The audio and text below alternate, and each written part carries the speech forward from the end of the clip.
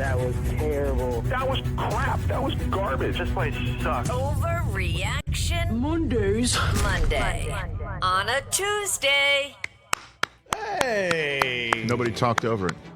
Well done, everybody. Nobody being me. Way to lay out. What's going on? Hey, everybody good? We're great. TJ, you good? Hey. Great weekend?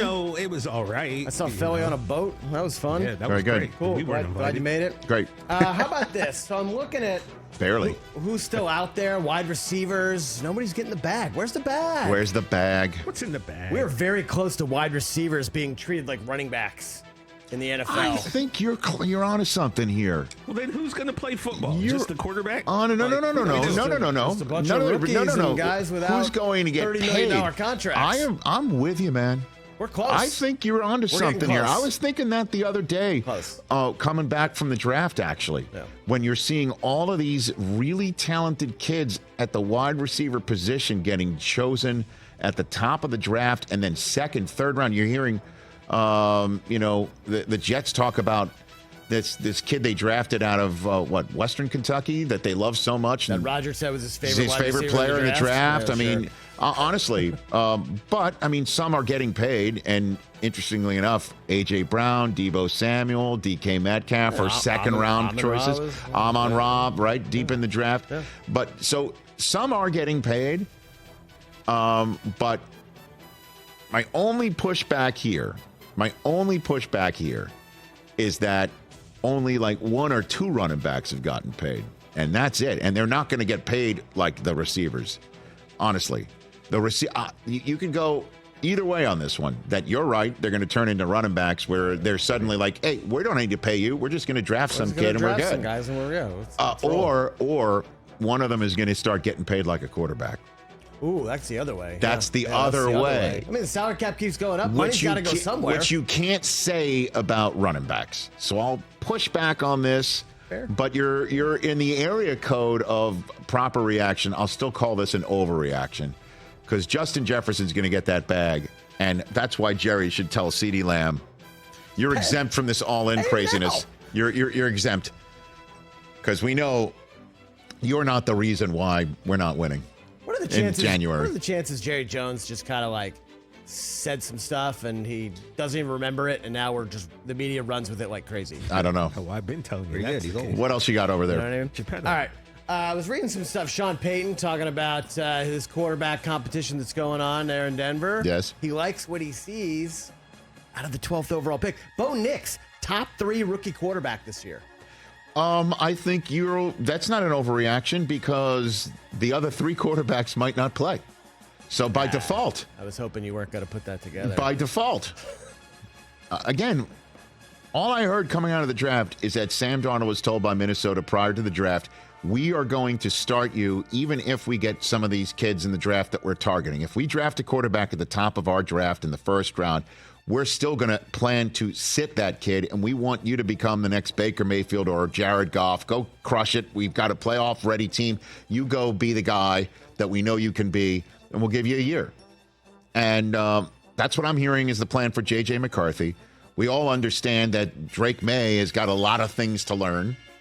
Okay? Yeah, I think so. And I don't think you're going to see him in the first month of the season at the very least. Yeah, I mean, hopefully not till December. Okay, right. And so then you've got Michael Penix, who, if he plays a lick this year, it's because Cousins is hurt. So by default, Bo Nix should be a top 3 quarterback as a rookie. That's the way I'm saying. Not an overreaction.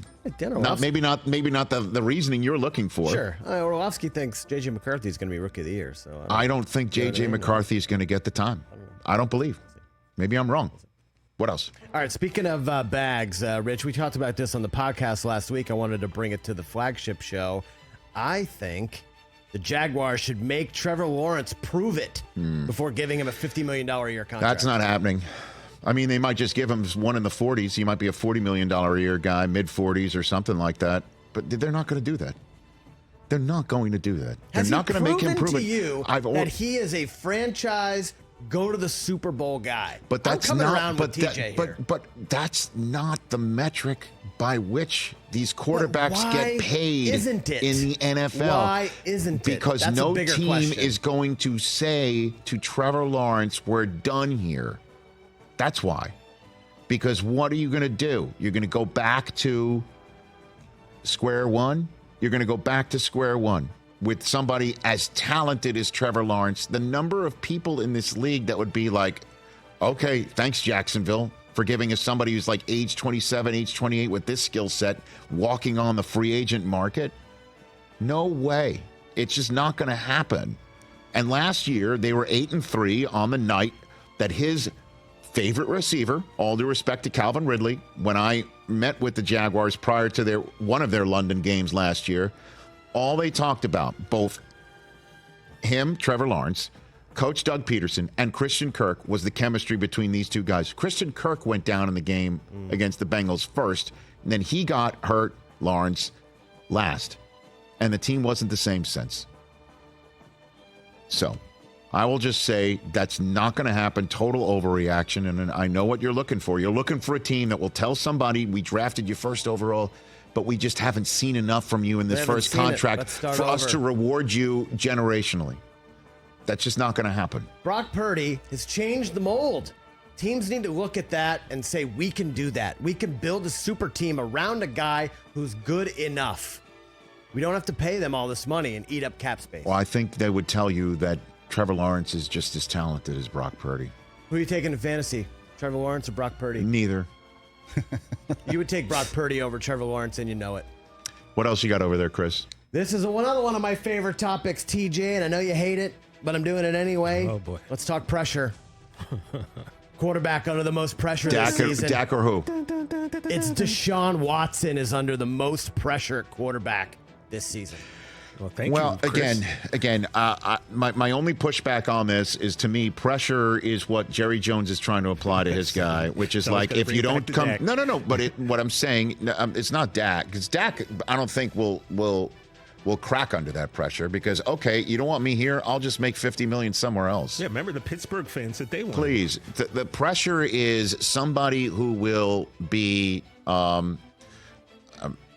gone from a place that they want to stay in, or B, have some sort of legacy that they have an opportunity to build on or create again, like Russ. And this is a last stop. Like, no other team's going to give you a starting gig after this is your last stop. I would say Russell is under more pressure than anybody in that division. He's got $1 million contract. He's has no pressure. I know that, but if he does not do what he needs to do this year and try and get back to the Russ of Danger Russ, then he might not get another shot to be a starting quarterback in the NFL. So that's under more pressure. However, Deshaun Watson needs to take a team that Joe Flacco took to the playoffs after coming off the couch and became the comeback player of the year. From not even having a gig on Halloween to being the trick and treat against the opponent and for the home team. So Watson has to show something, but he'll still be the quarterback of the Cleveland Browns in 2025. So I'll push back on that as under the most pressure. But he's got to show something. Catch the Rich Eisen Show every single day on the Roku channel, 12 to 3 Eastern, for free.